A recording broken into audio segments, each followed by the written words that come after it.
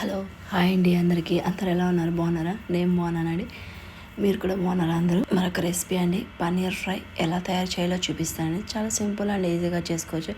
ఎప్పుడు పాలక్ పన్నీర్ బటర్ మసాలా చేసుకుంటాం కదా, అలాగే ఇది కూడా సింపుల్గా చేసుకోవచ్చు. తొందరగా ఫాస్ట్గా అయిపోతుందండి. ఇది కూడా ఏం లేదండి, ముందుగా స్టవ్ మీద బౌల్ పెట్టి కొంచెం ఆయిల్ వేసి హీట్ చేయాలి. హీట్ అయిన తర్వాత ఆనియన్ వచ్చేసి పెద్ద పెద్ద ముక్కలుగా కట్ చేసుకుని అందులో వేసి కొంచెం మగ్గించుకోవాలి. ఆ ఫ్రై అయిన తర్వాత అలాగే క్యాప్సికమ్ కూడా వేసుకొని మగ్గించుకోవాలి. క్యాప్సికమ్ కూడా అలాగే పెద్ద పెద్దగా కట్ చేసుకొని అందులోకి నేను గ్రీన్ చిల్లీ కూడా 2 ముందుగానే కట్ చేసి పెట్టుకున్నా, అది కూడా వేసి ఫ్రై చేసుకోవాలి. ఫుల్ ఫ్రై చేసుకోకూడదండి ఈ ఆనియన్ క్యాప్సికమ్. ఇవి ఒక 60-70% అలా కుక్ అయ్యేటట్టు చూసుకోవాలి.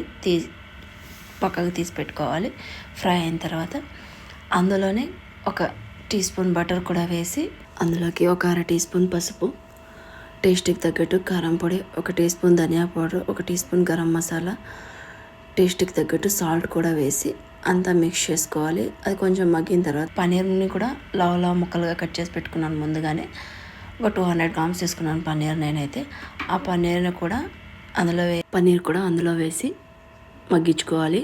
మీడియం ఫ్లేమ్లో పెట్టుకొని మగ్గించుకోవాలి, లేదంటే హై ఫ్లేమ్లో పెట్టుకుంటే పన్నీర్ అలా బ్లాక్ అయిపోతుంది కదా, అందుకు మీడియం ఫ్లేమ్లో పెట్టుకొని మగ్గించుకోవాలి. ఒక 2-3 మినిట్స్లో మగ్గిపోతుందండి. ఆల్రెడీ మనం ఆనియన్ కూడా క్యాప్సికమ్ కూడా మగ్గించి ఫ్రై చేసుకొని పెట్టుకున్నాం కదా, అందుకు ఒక 2-3 మినిట్స్లో ఫ్రై అయిపోతుంది. ఆ ఫ్రై అయినాక అందులోకి లాస్ట్లో ఇది క్రీమ్ వాడుతున్నానండి. నేను మిల్కీ మిస్ట్ వాళ్ళది క్రీమ్ యూజ్ చేశాను. ఒక 2-3 స్పూన్స్ వేసాను. నిజంగా అది వేస్తే టేస్ట్ అయితే సూపర్గా ఉంటుందండి. లాస్ట్లో ఫైనల్గా అది వేసి ఒక 2-3 మినిట్స్ మిక్స్ చేసుకొని దించేయడమే. Tasty paneer fry ready. ఇది పప్పన్నంలో కానీ చపాతీలో కానీ అలాగే సైడ్గా నంచుకుని తినడానికి కూడా చాలా బాగుంటుందండి. జీరా రైస్లో కానీ బగారాన్నంలో కానీ టేస్టీగా ఉంటుంది. ఒకసారి నచ్చితే మీరు ఒకసారి ట్రై చేయండి. దీనికి కాంబినేషన్గా నేను జీరా రైస్ చేశానండి. ఎలా తయారు చేస్తానో చూపిస్తానండి. ఇది కూడా సింపుల్గా చేసుకోవచ్చు. స్టవ్ మీద కుక్కర్ పెట్టి అందులోనే కొంచెం ఆయిల్ వేసి స్పైసెస్ ఉంటాయి కదా, చెక్క, లవంగ, యాలక్కి, బిర్యానీ ఆకు అవన్నీ వేసి కొంచెం ఫ్రై చేయాలి. ఫ్రై అయిన తర్వాత గోడంబి కూడా వేసాను, అలాగే జీలకర్ర కూడా వేసి మగ్గించుకోవాలి. అది కొంచెం మగ్గిన తర్వాత నేను ముందుగానే ఆనియన్ కట్ చేసి పెట్టుకున్నాను. ఆ ఆనియన్ కూడా వేసి ఫ్రై చేయాలి. ఫ్రై అయిన తర్వాత గోల్డెన్ బ్రౌన్ వచ్చే వరకు ఫ్రై చేయాలి. ఫ్రై అయిన తర్వాత నేను ముందుగా బాస్మతి రైస్ని నానబెట్టుకున్నాను. ఆ బాస్మతి రైస్ని కూడా వేసి మిక్స్ చేయాలి.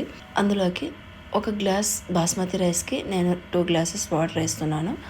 అది కూడా అంతా మిక్స్ చేయాలి. మిక్స్ అయిన తర్వాత 1 గ్లాస్ బాస్మతి రైస్కి 2 గ్లాసెస్ వాటర్ వేసాను. అలాగే అందులోకి నేను ఏం వేయలేదండి, కారము, చిల్లీ వేసాను, గ్రీన్ చిల్లీ, అలాగే కొంచెం గరం మసాలా, టేస్ట్కి తగ్గట్టు సాల్ట్ కూడా వేసి కుక్కర్ మూత మూసి 3 విజిల్స్ వచ్చిన తర్వాత స్టవ్ ఆఫ్ చేయాలండి.